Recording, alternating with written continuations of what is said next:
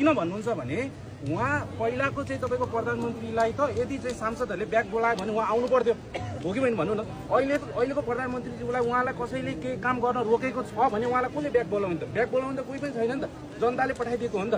त्यस कारणले उहाँले चाहिँ हामीले खास गरिकन पठाएको चाहिँ यो प्रत्यक्ष निर्वाचित प्रधानमन्त्री आएपछि चाहिँ तपाईँको स्टेबिलिटी हुन्छ भनेर पठाएको हो। अब यही संसदीय चाहिँ तपाईँको चुनाव गर्ने हो भने त फेरि पनि तपाईँको चाहिँ एकजनाले एउटा पार्टी खोलेको छ, अर्कोले अर्को पार्टी खोलेको छ भनेपछि त गएर भोट त डिभाइड हुने भयो नि त। अनि यही पुरानो मान्छे आएपछि यत्रो बलिदान रुके चाहिँ रह्यो। हामीले हजुरलाई मेरो म्यासेज यही छ कि तपाईँसँग हाम्रो एक्सपेक्टेसन पुरा भएको छ, किनभने तपाईँले जुन काम गरेर जानुभयो तपाईँले फ्याट हटाइदिनु भयो। तर त्यहाँनिर गइसकेर अहिले के भइरहेछ तपाईँको यता सिभिल एभिएसनमा पनि प्रदीप अधिकारी जसले चाहिँ तपाईँको पोखराको एयरपोर्ट घोटाला गरेको छ, यहाँनिर चाहिँ तपाईँको सम्पूर्ण एयरपोर्टहरू घोटाला गरेको छ, त्यो ठाउँमा पनि उहाँले हटाउन सक्नु भएको छैन। किन हटाउन सक्नु भने त्यो पनि हामीले बुझेको छैन। त्यस कारणले यस्तो यस्तो कुराहरू प्लस अहिले हाम्रो जगदीश खरेल चाहिँ उहाँ के अरे कम्युनिकेसन मिनिस्टर भएर जानुभयो। उहाँले फर्स्टमा गएर चाहिँ एनसेलको ट्याक्स उठाउँछु भन्नुको साटो ल 10वटा ठाउँमा म हटस्पट बनाइदिन्छु भन्नुभयो क्या। यो त कति चाहिँ भनौँ न हामीले डाटा चलाउन सक्नु त होइन नि त।